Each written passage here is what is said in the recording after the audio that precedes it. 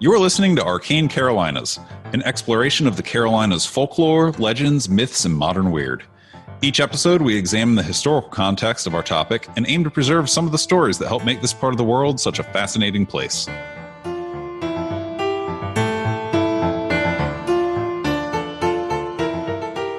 Welcome to another episode of Arcane Carolinas. I am multi-award winning novelist Michael G. Williams, winner of the 2020 Manly Wade Wellman Award for my novel A Fallen Autumn. Congratulations. I am Charlie Newshaw, and I read a book this week. You're beating most people when it comes to the book game. so that happened. No, but seriously, congratulations. Thank you. Definitely bears mentioning, and it is a real accomplishment. I am very grateful. Years ago, a boss's boss told me that they tried every year on vacation to read a book. And the way they phrased it, 1 year I'll get it done. And I was just like, wow, that is not a life I want to live, ever. Books are just too important to me. Yeah, you can break them up into chunks. That's what I do. I'm not quick about it. Yeah, I'm like the world's slowest reader when it comes to reading. But my wife is a quick reader, and she has this massive stack of books that she just rips through. And when the stack is done, she generally gives them away or shares them to somebody, and then orders a new stack or acquires a new stack from the library, through various means. There is perpetually a giant stack of books on her nightstand, and on my nightstand, there's perpetually one. It changes from time to time. Once it's finished, there's usually a lengthy backlog, and I'll get another one. You used a really important word there, though, which is finished. That's an important part of it. This is not, however, book talk. This is not Libram Carolinas. Instead, this is Arcane Carolinas. In this episode, we're going to talk about the Brown Mountain Lights, which I know just enough about to be worthless to you on this episode. So regale me with tales of the Brown Mountain Lights. Be prepared, buckle up, because I am ready to do exactly that. I read about the existence of the Brown Mountain Lights for the first time as a kid. That's actually true for more than one thing that we've talked about, because a lot of what we're talking about are subjects that have just fascinated me since I was a little kid. The Brown Mountain Lights are a phenomenon that occurs on and around Brown Mountain, obviously, which is in Burke County, North Carolina. Now, normally we would talk about the history of Burke County. Yeah. You look like you were about to say something. No, I was going to say this is close to your neck of the woods, right? From where it is. It's at most, depending on how you drive and who's driving, it's as we say, it's an hour and a half from where I grew up. So I'd get there in 3 because I drive very, very slow. Yes, you would.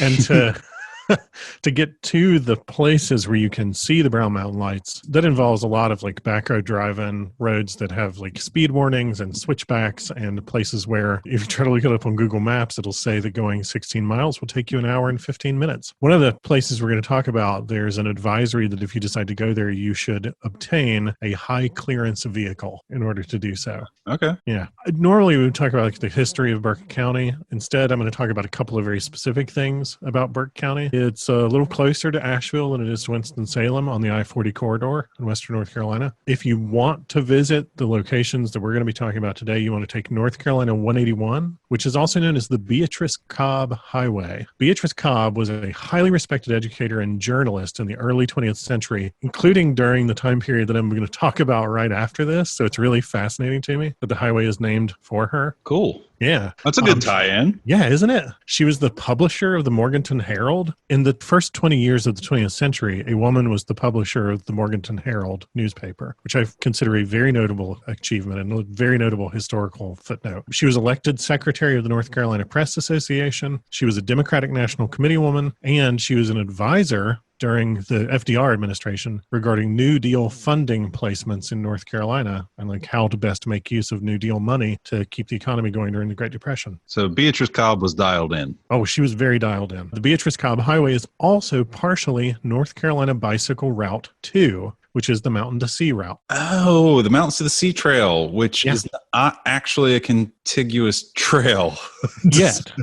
I remember finding out about this years ago. Being I'm doing it. And then looking at the map and being I am not walking down these highways. Yeah, part of that would happen on North Carolina 181, which is like mostly a 2-lane road and mostly not terribly used. It also tends to run more or less parallel to or crisscross with the Blue Ridge Parkway. Mm-hmm. There are places here where you're like a mile from the parkway if you're on 181. I will say, if anyone has any interest in the Mountains to the Sea Trail, the parts that actually are like a proper like wooded trail, when you think of like regular hiking, there are so many cool hidden things on portions of that trail. Old mills, weird buildings and stuff that you come across in the woods, ruins, old mines and stuff. It's an awesome, awesome trail. Oh, it's fantastic. I actually ran a half marathon on the Mountain to Sea Trail one time. Cool. Super fun. Absolutely grueling to run a half marathon through the woods, but super fun. Really, really nice. Before colonization, the area that's now Burke County was home to the city of Jawara, and Jawara was a regional capital for the Mississippian culture. Okay. Are you familiar with the Mississippians? Not at all. They were a very geographically large and politically powerful American Indian culture. Their peak was from 800 CE to 1600 CE, and they held most of the territory in the interior of North America from the southeast up to the Great Lakes almost, and as far west as the Mississippi. They were by far geographically the largest American Indian culture east of the Mississippi. Okay. They were an earth mound building civilization. Okay. So they built like really complicated planned cities, and they built earth mound pyramids and things like that that had religious significance. They were defined by a few different things. They had a political culture that was really highly developed and was built around an aristocracy and a religious authority, and sometimes those were the same. They had territory that was divided basically into, think of it as states or provinces, and they would have a regional capital that controlled satellite cities and towns outside of that. And Jawara was the regional capital for the Mississippian culture. The Mississippian culture was also known for ritual gameplay. They had a game called Chunky. It's kind of a combination of croquet, horseshoes, and lawn darts. They had these big wheels that were ritually significant, and they would throw them or they would roll them, and then they would throw spears to try to hit them or to try to land near them. Okay. They made fine pottery. They built the pyramid mounds, really precise geometric patterns to everything. There's a lot of really fascinating archaeology about them. They traded extensively. They traded as far north as the Great Lakes, and they traded as far west as the Rocky Mountains. So these were people with a really highly developed transportation network, really highly developed artistic skills, economic system, government, everything. And like I said, they covered the eastern, southern, and midwestern United States. Why I say all of that, or part of why I say all of that, is that in 1567, Spanish conquistadors moved into the Jawara area, what is now Burke County, and built Fort San Juan, which was the first colonizer settlement in the interior of North America. Wow. They badly mistreated the Mississippian locals, and in 1568, the Mississippian locals killed all but one of the Spanish conquistadors in the region, burned 6 Spanish forts to the ground, destroyed everything that was left behind, and said, well, that's that. We've kicked them out, and they're gone. And the Spanish, as a result of that event in what is now Burke County, said, okay, that's it. We're going to not try to colonize the interior of North America, and just stopped. And that's why we speak English today. Wow, that's awesome. That is a fascinating historical fact. English colonizers didn't even show up in this region until the late 18th century, basically. So they got 200 years of being left alone out of fighting back. I think that's amazing. I think that's a fascinating piece of history. Everybody involved in the archaeology of the Spanish conquistadors and of the Mississippian culture knew that Jawara was real. They knew that Jawara was a place that had existed and that had this event happen. But nobody had been really sure where Fort San Juan was until some really significant archaeological work happened in Burke County in the 1970s and 80s. And it was all finalized, and the location of Fort San Juan was confirmed and sort of generally accepted as recently as 2008. So this is actually really recent discoveries of very old history. I love That's awesome. I had no idea. That is great. Yeah. Unfortunately for the Mississippians, their encounters with the Spanish conquistadors led to disease, and the Mississippian culture began to contract after this, and the Mississippians eventually moved out of the area, and this became Cherokee territory. There is a lot of debate as to the origins of the Cherokee people and culture. The Cherokee in the late 19th century allowed white folklorists to record their oral traditions about their own origins. And they said, well, we immigrated to this area many, many, many hundreds of years ago before the Mississippians were here. So that is a version of it. There's a competing theory that they moved in after the Mississippians withdrew. But I say all of that to say that the Cherokee language is actually an Iroquoian language offshoot from upstate New York, Great Lakes area. But the Cherokee have legends about the Brown Mountain Lights that they say originate as far back as 1200 CE, at like the height of Mississippian occupation of the area. See, I knew there was going to be a twist. I was like, where's he going with all this? Yeah. Okay. All right. It's actually all building back towards the Brown Mountain Lights. Look at that. Who okay. knew? So what are the Brown Mountain Lights? Can I tell you my understanding of it? Absolutely. And then you tell me Dive if I'm in. right or wrong. From what I have read about, the little that I've read and the like 1 or 2 videos on YouTube that I looked at, it's basically orbs of light appear on the side of this mountain regularly enough that it's widely known, but intermittently enough that you can't go watch them on a schedule. Exactly. Okay. People say that if they are viewing Brown Mountain from a distance, and that part is really important, and we're going to come back to it, they see the following: lights that appear from no discernible source that move about. Sometimes they appear over the mountain by several degrees. Sometimes they move up over the mountain and then back down to its side. Sometimes they move side to side. There's really no predicting. They move quickly, given how far they must be moving, though it's hard to judge that because observers seeing this at night don't really necessarily have a great sense of distance. Right. So it may be that they appear to move slowly, but if they're as far away as they appear to be, then they must actually be moving very quickly. Right. They may It's like how planes look like they move slow in the sky. Exactly. They might wink back out and then come back sometime later. It's no wink. Hey, I'll be back. Wink. Yes. Sometimes that's seconds, sometimes that's minutes, sometimes that's hours. Mm-hmm. They don't always appear in the same place. They don't always disappear in the same place. Mm-hmm. And sometimes there's several in a night. Sometimes they're none at all. Sometimes they're none reported for weeks at a time. Oh, they got things to do. Yeah, they got stuff. They're not on our schedule. Yeah. If you go looking for information about the Brown Mountain Lights, you'll hear a lot of conflicting reports about when they started. And I did know that. I did know that. That's why I was super into the Cherokee legend that you mentioned, or got excited rather when you said that, because I have heard, and again, I've read a little bit about this before this episode, not in preparation because it was your episode to do the history on, but I'm talking like years back. Sure. That it was just like, oh, it's new. And I'm like, why? That doesn't seem right. And then other people are like, it's ancient. And I'm like, how do you know? The newness is a key component to how some people try to hand wave this away. Mm-hmm. Because the first published report of this comes from September 23rd, 1913, in the Charlotte Daily Observer, who reported that members of the Morganton Fishing Club had been laughed out of town, basically, for telling other people, we see lights over Brown Mountain when we go fishing. And the report was not of a single sighting, though. According to one of the fishermen, it was something that they saw regularly. And what they would see were distinctly round, distinctly red lights appearing over the mountain or on the face of the mountain. And the original Observer article read, the mysterious light that is seen just above the horizon almost every night from Rattlesnake Knob near Cold Spring on the Morganton Road is still baffling all investigators. With punctual regularity, the light rises in a southeasterly direction from the point of observation just over the lower slope of Brown Mountain, first about 7:30 p.m. and again at 10 o'clock. It looks much like a toy fire balloon, a distinct ball with no atmosphere about it. It is much smaller than the full moon, much larger than any star, and very red. It rises in the far distance from beyond Brown Mountain, which is about 6 miles from Rattlesnake Knob, and after going up a short distance, wavers and goes out in less than 1 minute. It does not always appear in exactly the same place, but varies what must amount in the distance to several miles. The light is visible at all seasons, so Mr. Anderson Lovin, an old and reliable resident, testifies. I want that to be my descriptor one day, an old and reliable resident. Yep. We should all aspire to be old and reliable residents. Totally.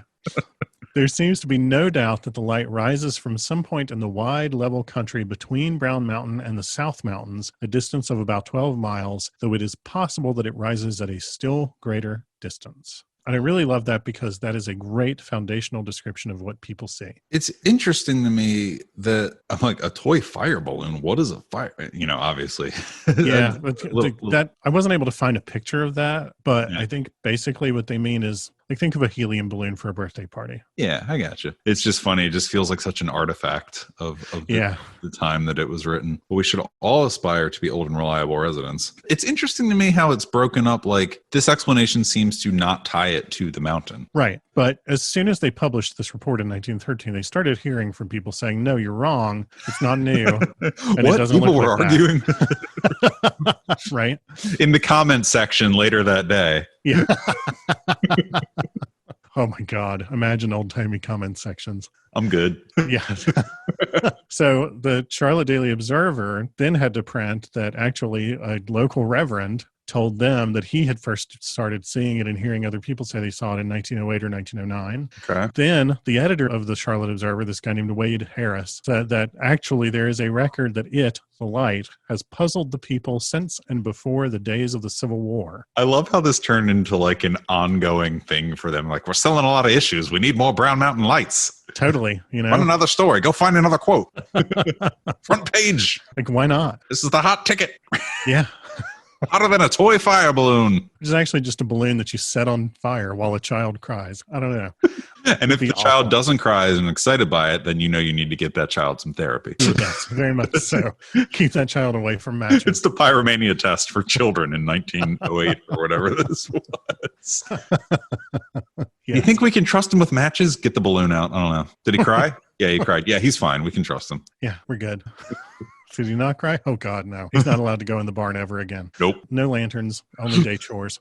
I went looking for that note from Wade Harris about people have been seeing it since before the days of the Civil War, and I went looking for something more specific. And I found that in 1854, a guy named Fate Wiseman, and remember the name Wiseman, who was then a teenager, he would camp at an overlook that could see Brown Mountain and could see the Linville Gorge. And now that is known as Wiseman's View in his honor. That's a cool legacy. Yeah. And he went camping there because he was driving cattle to market regularly. And that was a good stopping place for him on his way to market. So he would stop there, camp overnight, let his cattle graze nearby. And in 1854, when he was a teenager, he started seeing the Brown Mountain lights when he was camping there. And in the 1910s, 1920s, he was still alive. He lived to the year of 1932. And in the 10s and 20s, when this started getting attention in the newspaper, he then told his family, oh, I started seeing this in 1854. And they were like, why did you neglect to mention this? Yeah. You know, like, I just thought it was a thing. Yeah, exactly. According to a site at Western Carolina University and a couple of like magazine articles that I found, European and colonial travelers began reporting seeing the Brown Mountain lights locally, though, as early as the beginning of the 1700s. Cool. And in 1771, supposedly, a German scientist named Gerald William de Bram made a study of the Brown Mountain lights and declared that the mountain was producing, quote, nitrous vapors. These are nitrous vapors. Exactly. Vapors. What is this ball? It must be some vapors. That has since been disproven. That theory is no good. 9. But that was his immediate thought. He saw it and believed in it enough that he came up with a scientific explanation. And I love how it's just general. A scientist. I am a man of science. Right. How good do you think the credentialing was in 1771? Probably not great. You could just kind of mail something with a self-addressed stamped envelope and get your declaration back. I'm a scientist now. I'm off to study the vapors. You just had to find your weird thing that you could declare yourself an expert on. And it's like, oh, well, he talks funny. Yeah. And he says he's a scientist. Must be. We have to believe him. Not even talks funny. He talks different than us. Yeah. So we better listen.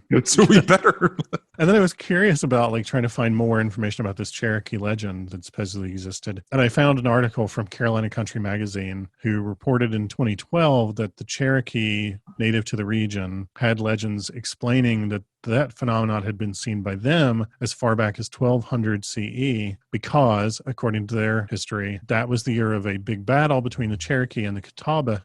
And after that battle, the Brown Mountain lights, they said, started appearing. And so in their explanation, the Brown Mountain lights were one of two things. They were the ghosts of warriors killed in that battle, or they were the ghosts of the wives or family members of those warriors looking for them after the fact. That's kind of a common thing that I've read about in other legends where emotional damage to loved ones of people that have fallen manifesting in the physical world. Like there's some rock somewhere. It'll probably be another episode. There's some rock out in Western North Carolina where there was like a wind that blows from a direction it shouldn't or something. And they're like, oh yeah, that's the wife of the warrior that went off standing on the rock looking over the valley waiting for him to return. I'm probably mixing up some details with the wind and stuff, but there is we'll explore that in another episode. I'll go find my source. But yes, I am familiar with that type of legend. Yeah, and that's a really relevant point. A lot of the legend around phenomena like this basically go looking for how do we attach human meaning to this phenomenon. And in the absence of there being a physical person, we immediately go to the spiritual realm for explanations. Or nitrous vapors. Everybody's just giggling on the side of the mountain. They're just laughing. Just a bunch of college kids up there. It's like a fish concert every weekend. I found it interesting that was the Cherokee explanation, because I then subsequently found an interview with a group that I'll get to in a minute, where one of the members was saying, well, I'm generally very skeptical, but the time that I saw the Brown Mountain Lights was one of the few times several members of my family and I had gathered together after the death of our mother. And the impression we all had was that seeing the Brown Mountain Lights was her sort of like returning to us for a moment. And I found that a really interesting example of exactly that sort of thing, where there's a phenomenon and we immediately start investing it with human intention, and especially from the supernatural realm. I mean, absolutely. Not to get too mushy or personal, but whenever I see a cardinal, I think of my grandmother. Yeah, totally. There are lots of stories in my family of specific things that become totemic for the memory of a person. And sometimes that gets interpreted as a manifestation of them back in the world again. Yep. And, that's the thing that you think of. You're like, oh, grandma's with me in this moment because I'm thinking of her when I saw this thing. Exactly. But sometimes it's, balls of fire on the side of a mountain. Right. So after this Charlotte Daily Observer article, oh my God, comments were lit, son. You should have seen the Reddit thread. It was a literal thread. So after that article came out in 1913, the U.S. Geological Survey sent somebody to go study it. Mm-hmm. And his immediate reaction to it was, what people are seeing are the lights of trains. I've heard this explanation for other lights. Yeah. And it's, of course, kind of shot down by the fact that people were reporting it far before trains existed. The first train to pass through that region was 1858. But here's this guy saying that he was seeing it in 1854. Here's this German scientist coming up with explanations for it in 1771. Here are the Cherokee having a legend for it since the year 1200 CE. I'm still hung up on the German scientist. I just picture him wandering in the countryside and solving people's mysteries with really out of the blue, nonsensical answers. Like, oh, I have this problem. What is it? Oh, your Hufendufen is out of sync. And that is why. Well, what does that mean? Good day. It just goes on. I wanted to have a little bag and like little test tubes and a little chemistry set, Yeah, I would love that. But yes, obviously there were, reports of this happening before there were trains. And also, I haven't looked at your outline. The limited sources that I have seen, there have been instances where flood or blizzard or, natural events have prevented any traffic from getting through the area. And during those times are the lights still being reported. Right. So in 1922, because like when this guy in 1913, 1914 published his findings and said it's just train lights, everybody rejected that. Shut up, Bill. Exactly. Universally in the area, people were just like, that's ridiculous. Get him out of here. So in 1922, a guy named George Mansfield got sent by the government to study it and to basically re-examine those findings. When Fox Mulder got sent in. Right. And I mentioned Mansfield because like his findings are still sort of the foundation of the modern study of it. Okay. But in 1972, also on the 50th anniversary of the publication of his findings, the federal government re-released his findings. And now, almost 50 years after that, that booklet has been digitized. And so there will be a link in the show notes where you can go read George Mansfield's report from 1922 in its entirety. Remember when the government was fun and investigated flaming balls in the air? Yeah. Remember when it wasn't just a constant source of stress and anxiety? For everyone. Right. Oh, well. So that pamphlet includes a ton of different descriptions of the lights as seen from different locations, but I particularly liked this description from the pamphlet, which came from Professor W.G. Perry of the Georgia School of Technology, aka Georgia Tech. Mhm. He wrote about his experience seeing the Brown Mountain lights in a letter to Dr. C.G. Abbott of the Smithsonian Institution. Wait, so I, W.G. Perry of the Georgia School of Technology, am writing to you, Dr. C.G. Abbott of the Smithsonian Institution, with regards to my findings on the flaming balls of nitrous gas, Pretty or train lights, or Yeah. spirits, or I'm not quite sure, but it does intrigue me. Yeah. He wrote a letter to the Smithsonian to tell them what he saw, which I think is so great. It's so old-timey and quaint. So here's what he wrote. The region about Brown Mountain and between our location and the mountain is a wild, practically uninhabited mountain region, a confusion of mountain peaks, ridges, and valleys. Viewing the lights from a fixed position, our estimate of their location was most inexact. The varying color, almost a white, yellowish, reddish, Ooh. may have been due to mist in the atmosphere. The view of the lights was a direct one and not a reflection. There seemed to be no regularity in their time of appearance. They came suddenly into being, blazed steadily, and as suddenly disappeared. They appeared again against the sky and not against the side of the mountain.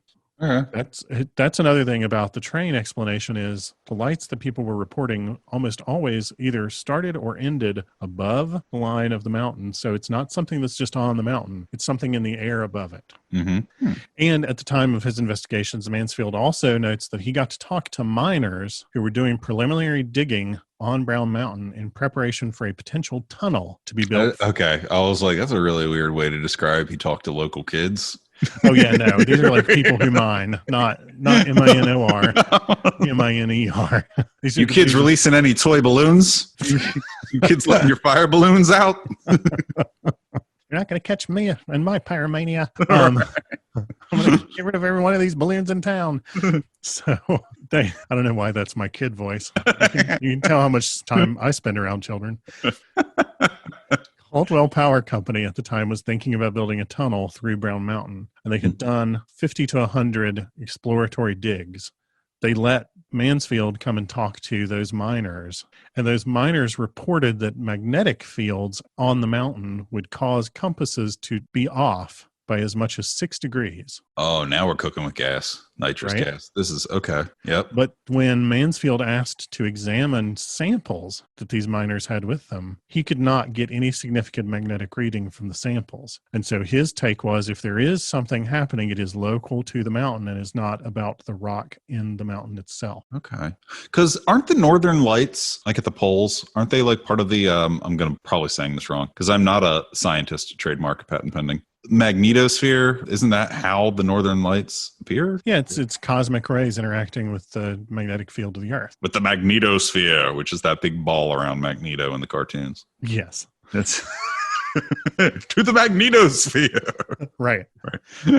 Mansfield came up with findings, but I want to get to those later. Okay. But to stick with your point in this era, yes. In 1916, there was a gigantic flood that was the result of 2 hurricanes intersecting over western North Carolina. Fun. And yeah, fun. There have actually been multiple books that have been written about the Great Flood of 1916. It was a horrific event. And as a result of it, there was no train service in this area for months because all the bridges were washed out, all the rails were washed out. During that time, people kept seeing the Brown Mountain lights. So it can't be train lights. Sweet. So one of the questions I had about it was, fine, there's all this stuff about back then. Is it still happening? I believe it is, right? It is definitely still happening. Yeah, because it's not a tourist attraction, but I do know that people go to seek them out. Definitely. Yeah. So I'm just going to talk about a few current, like contemporaneous researchers that are working on this. In 2000, this guy named Brian Irish with an organization called LEMUR, which stands for the League of Energy Materialization and Unexplained Phenomena. They're a paranormal research group in that region. The League of Energy Materialization and Unexplained Phenomena. Absolutely.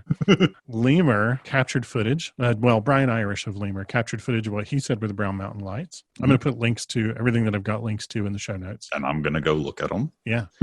In 2009, a Nashville-based paranormal investigator named Joshua Warren said on Coast to Coast AM. Yeah, Coast to Coast. That on November 20th, 2009, he had a camera set up to monitor for the lights that caught a, quote, very bright light somewhere outside of the camera's immediate field of view. He had basically the camera pointed in one direction. This bright light happened somewhere just outside of its field of view, but the light was so bright that it bounced off the lens of the camera and so showed up in the image as big glow that happened somewhere off camera. on June 17th of 2009, Dean Worsing with UFO Night Shift caught what he said were Brown Mountain lights on a night vision camera. And there's a really interesting video on his website of that. And in 2014, Ron Swafford, who is a member of a group, I said earlier, there's a group that I would get back to, a group named the Brown Mountain Lights Research Team, which formed after a local Brown Mountain Lights symposium. That's kind of cool. I'm glad there are people dedicated to this. Oh, 100%. Not just carpet-bagging, traveling German scientists passing through town. Yeah, the Brown Mountain Lights Research Team is really interesting. They're explicitly a group with very diverse views and perspectives on this, and some of them are like true believers that it's whatever, and some of them are absolutely hardcore skeptics that it cannot be anything other than a completely explicable chemical phenomenon, and everything in between. And they basically get together and talk about, like, has anybody seen anything lately? They tell their stories to each other. They don't, as far as I could tell from the interview I read of them, they aren't necessarily there to convince each other that the other is wrong. Mm-hmm. They're just sort of there to say, okay, well, what do we think could be happening? Which I think is such a great attitude to have. Oh my goodness. You mean people working together? I know. It seems unlikely in this economy, but, you know, but in 2014, the magazine Our State went to a meeting of the Brown Mountain Lights Research Team, and they interviewed a member named Ron Swafford, who they identified as a retired college dean. Would you call him an old and reliable witness? Yes, I would say he is an old and reliable resident. Yeah, whatever it was. Yes. He told them that his family saw the Brown Mountain Lights in the 1950s when he was a kid, and they went camping there. When the lights appeared, he says, they put on quite a show. They moved around. They rose up into the air, and some of them would split in two. I might never be able to find what I saw again, but I know trains don't wander around and split in two, and it certainly wasn't fireflies. I thought that was a really great, just like, I was there, I saw it, I know it's not what people tell me it is. I really want to go on a field trip now. Oh, I've already looked up cabins near it as a place that my husband and I might go stay for a weekend. I really want to go. I want to look at these lights. Yeah. I put a note in my show notes, which was, at some point you should remind me to tell you on air my UFO story, because the second that he described seeing lights come over the hill and split, I was like, oh, I've seen that. So yes, we should definitely talk about that. Well, we're going to do a UFO episode, I think, in either winter 2021 or spring 2021, like somewhere January, February 2021. Yeah. So we'll talk about it then. Yeah. Let's make that a part of it. Mm-hmm. Given that there are people looking into it right now, like, what are some possible explanations? Nitrous gas? It's not. No, I do not buy that for a second. Can I get real weird with it, really? Yeah, go for it. And volunteer some of my theories? Totally. Like beyond refracted light, which I don't buy from traffic. So I don't buy the refracted light from traffic just because of the accounts of it being there during times where there was no traffic. Magnetosphere, I could buy that. I could also... UFO phenomena. That's not saying that it's little green men. That's not saying that it's extra dimensional. It's just saying that it is something sentient and we don't know what it is. I'd buy that. Yeah. But I'm also very comfortable with saying that there's things out there that we cannot explain. Absolutely. And I'm very, very comfortable in that space of saying that and admitting that, like, I don't have all the answers, but I believe it's something that we don't understand. Yeah. One of the most interesting quotes about it I read was from Joshua Warren, the Asheville paranormal investigator. Mm-hmm. And in it, he said in an interview that he thinks that it probably does have a mundane explanation, and he hopes it's never discovered. Yeah. Because it's fun. Like, there's mystery there, and mystery is a wonderful and beautiful thing. There's a bunch that I would automatically dismiss, but I want to hear you go through your outline. I don't want to inject too much of my own. You know the old joke that the government always says, oh, it's swamp gas. Are you sure you haven't read my notes? I haven't, but that is the go-to explanation for any kind of will-o'-the-wisp, lights, that sort of thing. On the side of a mountain, like, I've been to the mountains in western North Carolina, and they're rocky. It's not swampland. Does that mean that there couldn't be natural gas deposits somewhere in that space? No, sure, there could be, but I'm not buying that. I think that would have been very easily discovered by investigators. Again, I'll dismiss traffic, train or otherwise. I will dismiss toy balloons. It's not toy fire balloons. Yeah, toy fire balloons. Just sounds like such a dangerous toy. Yeah. I understand that they might be referencing. So now I've been thinking about that, and we'll get back to this. But, like, maybe it's just like a hot air balloon that you ride in to spot fires. I'm going to look it up right now. Maybe it's like a paper lantern where you, like, light a little fire and it flies away. Oh, it's a paper balloon that you can like light a candle in it and it will float. Oh, okay. So yeah, like paper lanterns. Yeah. That's what it is. Yeah. So, and I don't believe that's what the promo is. Somebody's like, ugh, got to go up the side of the mountain and let off the balloons again.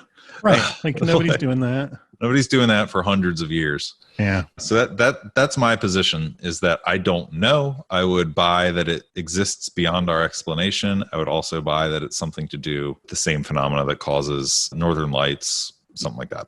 Yeah. So the very first investigator, like I said, blamed it on trains. But then the Great Flood of 1916 happened and the lights kept being seen even though there were no trains around. Then Mansfield, in his investigative report in 1922, I actually really respect most the part of it where he dismisses a whole bunch of common explanations and says why. He dismissed swamp gas. No, there are no swamps. My man, I like this guy. Yeah. He dismissed phosphorus. Apparently, one of the suggested explanations was that there were phosphorus deposits. And he was like, well, no, generally in nature, phosphorus is locked up in some sort of chemically stable form. Right. So that doesn't make any sense. Some people said it must be foxfire, rotting tree stumps that glow luminescently. Yeah. He was like, no, that would be too dim for people to see from miles away. If you've ever seen that in real life, it's very dim. One possible explanation was radium deposits. He was told by somebody that they had found pitchblende, an ore of radium, on the side of Brown Mountain. His response was no. Pitchblende, if it glows, is too dim. And there's absolutely no evidence of pitchblende on the site. Like, he thinks this person just made it up. Another explanation that was suggested was hydrogen sulfide interacting with lead oxide. Apparently, it is possible to find hydrogen sulfide in the water on one end of the mountain, and it is possible to find lead oxide on the other end of the mountain, but he was like, no, their interaction between the two is virtually impossible. It is not that. Somebody told him it was moonshine stills. You know what? Okay. So at the time, people would have shields around the fires for their moonshine stills so that the fires could not be seen. But every now and then they would need to rake the coals, and that would require lifting the shield, and lifting the shield would allow gases to escape the fire and roll into the sky. And the theory was that either the fire itself is illuminating smoke or steam, or some sort of fumes from the fire are igniting once they get above the fire. I like that one, but I don't buy it. He didn't either. He said, no, that looks too different if I get somebody to demonstrate that for me. And there are too many lights being seen. There just aren't enough stills around for that to be the case. And why would they move like that? Right. Somebody suggested St. Elmo's fire, but he was like, no, that doesn't look right. And it doesn't appear just randomly in the air. You know, there have to be like very specific conditions. Right. Somebody suggested the Andes lights effect, which is something I'll talk about in a minute. I'm not familiar with that one. Yeah, that was something I had not heard of either. He talks a little about why he does not think that's possible, but he doesn't really explain the Andes lights, so I had to go read about that. Andes lights are an electrical phenomenon that happen in the Andes. In the very highest peaks of the Andes Mountains in South America, there are, because of atmospheric conditions, almost never thunderstorms, but there is constant lightning called Andes lights, and it's because the peaks will act as electrical conductors. And so these electrical phenomena will occur in the atmosphere. But Andes lights are huge balls of lightning that like spread out slowly over time and can be seen from hundreds of miles away. Sounds really cool, and I'm going to go look at it. Yeah, it's really neat, but it's not this. Yeah. And then another one was mirage, layers of still air at different temperatures suddenly shifting and generating a physical effect. Yeah, like in the desert. But I mean, have they been seen in the winter? Well, something he said was basically the conditions around Brown Mountain are the opposite of what you need to have mirage effects happen. He just wrote it off completely. Right, it's not flat. Simply impossible. Like, I don't know. From what I understand of mirages, heat, flat. Yeah. Like when you look at the road, and like when you're driving down the highway in August and you look ahead at the horizon and you can see how it looks like water or whatever. The heat shimmer. Yeah. That's my understanding of how mirages work, which again, I'm not a scientist, trademark patent pending, back of the cereal box, mail-in coupon expert. So then what Mansfield embraced as explanations were locomotive lights and automobile headlights. He went back to the well on that. I said, okay, I think it's mostly trains and automobiles. He is no longer my guy. I retract my previous statement. People were not happy with this explanation. He said that on the basis of a series of observations, he correlated specific trains passing in the right places at the right times at the right dates to specific sightings of Brown Mountain lights, and thus it was explained. But he adds that anything not explained by those can be chalked up to errors in observation and the difficulties of using recording equipment in the dark. And in my notes, I put as my next bullet point, stares directly at camera. because that is a garbage explanation of things. That is him just literally saying, I couldn't explain it, so I've decided that everybody's wrong. If you subscribe to our Patreon, you'll get my not safe for work response to that. So, and we're back. And we're back.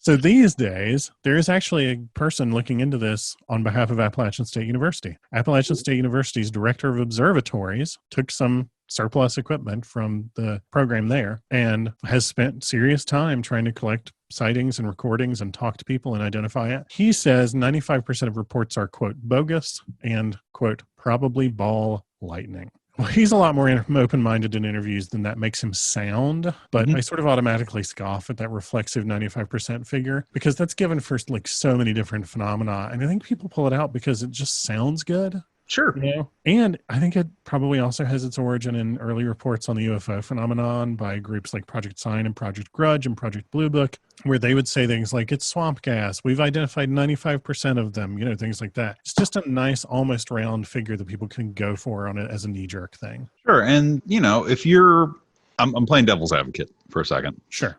If you are in a position of authority on one of these topics, and you have to give a statement in the media, a lot of people aren't comfortable just saying, well, I don't know. Yeah, absolutely. We're on a podcast where we're recording me saying, I don't know, maybe there's tons of, I believe that there's lots of things that we don't understand that we might never understand. Yeah. And I'm not willing to rule out what we would consider paranormal. Totally. I'm willing to believe that it could have a very mundane explanation. And I'm willing to believe that it could have a completely paranormal explanation. It probably has a mundane explanation that just hasn't been figured out or understood yet. I mean, magic, quote unquote, in the Middle Ages was medicine, right? Like herbs. Just because we haven't figured out what to call it, to wrap our heads around it yet, doesn't mean that it is what we would consider paranormal. So there could be a mundane explanation that we just haven't figured out yet. People were trying to explain things long before they had the term the scientific method. You know, and I think it's worth keeping that in mind around a lot of this stuff. Even if something sounds like an impossibly supernatural explanation, it is the way that somebody tried to contextualize something that they experienced. Caton, the person with ASU, also acknowledges 2 on-camera instances of lights that he cannot explain or dismiss. Cool. He says that in July 2016, he got 20 minutes of what he called flash exposures. But the photos of that clearly show a light far above the horizon, any other mountain, any town nearby, anything like that. And at a different time, he says he saw a light that was brighter than Venus, but he decided that it was probably a satellite. Now, he is the director of observatories. He is an expert in looking at the skies. So I'm willing to trust that if he points at something and says, actually, that's probably a satellite, that was probably a satellite. But the flash exposures, he doesn't have an explanation for that one, and he's honest about that. And I consider this quote from him in an interview from this year, January 2020, to be very perceptive and very self-aware of him. Cool. This year, in January 2020, he said in an interview, good scientists should always be a skeptic. They need to be skeptical about their own work. I may be beyond skeptical now. I may be cynical.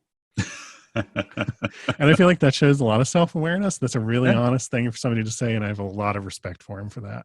Are these the only mountain lights that are around was another thing that occurred to me to look into. And the answer is, oh my God, no. So they're the Andes lights that I talked about. Right. Visible for hundreds of miles, very striking, huge circular phenomena. Very different, but they're something. But then I look for other ghost lights phenomena. They're the Min lights in Australia, which are basically exactly like this. When I went looking for Japanese folklore legends around this, they have like literally dozens of variations on exactly this thing, each with their own local explanation, and it almost always boils down to angry dead people. They're the ghost lights of Silver Cliff Cemetery in Silver Cliff, Colorado, which makes me really want to go to that town.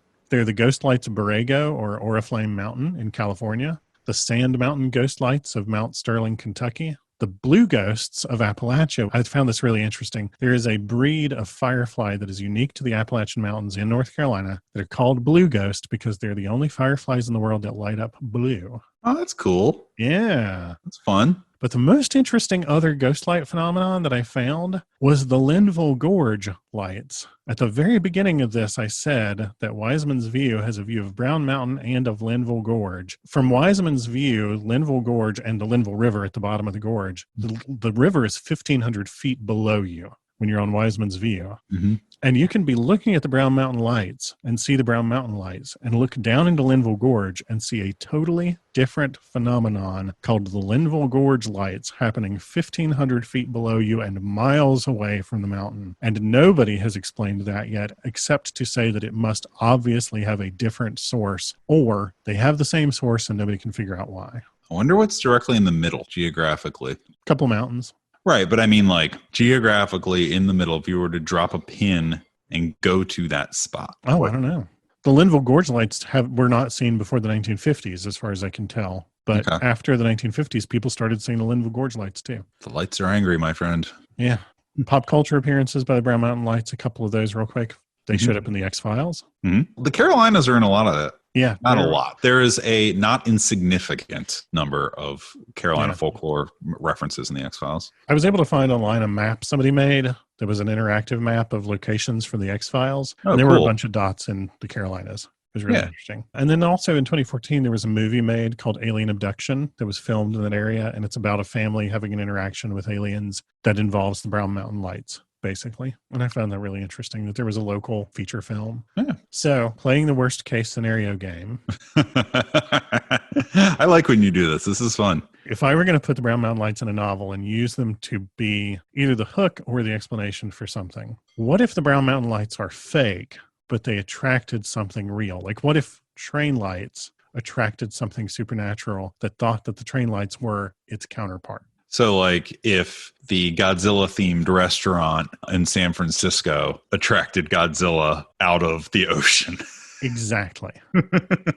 Or what if they're vengeful spirits that are seeking revenge on the invading trains? Ooh, because they've disrupted their slumber. Yeah, right? You start sending trains through an area, and now all of a sudden the Earth spirits can't get a good night's rest. On the topic of vengeful spirits, I imagine that those Mississippians who had to watch their culture recede because the Spanish showed up and had diseases are probably pretty pissed still. So I really like that. Mm-hmm. Also, what if people seeing train and auto lights and their belief there must be something more to it opened a gate to something else coming in from outside? Maybe it's the ultra-terrestrials of John Keel. Maybe it's aliens. Maybe it's spirits. Maybe it's demons. Whatever. I really like that. They believed hard enough, and now we're in.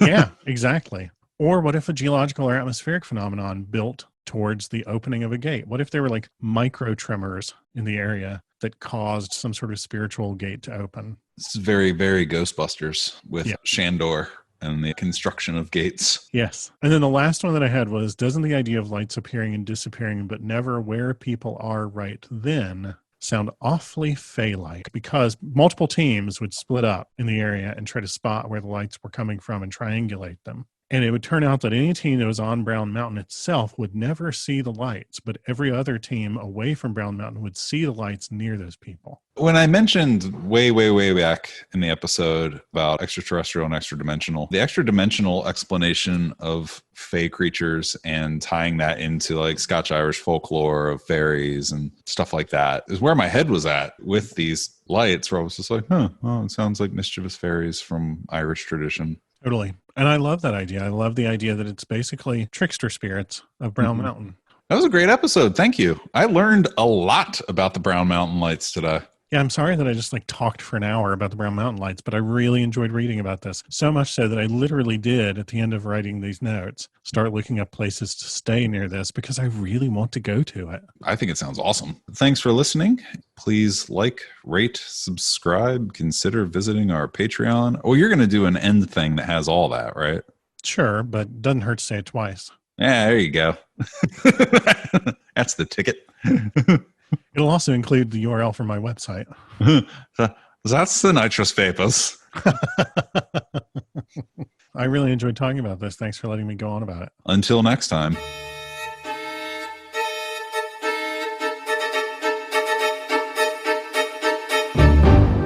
You've been listening to Arcane Carolinas. Thanks for joining us. If you liked it, give us a rating, leave a comment. If you didn't like it, send us an email and tell us why. If you're not wrong, we'll try to fix it. And if you're interested in award-winning speculative fiction, including science fiction, urban fantasy, and horror, find me, Michael G. Williams, at www.michaelgwilliamsbooks.com and check out Falstaff Books at falstaffbooks.com. If you'd like to pick up some Arcane Carolinas merch, look at behind-the-scenes info, pictures, videos, stuff like that, all the things that get cut, check out arcanecarolinas.com, where you can get access to our Patreon, our Facebook, our Twitter, our Instagram, all that in one place, including the merch store. Buy a shirt. Clothe your body. Drape your body in our wares.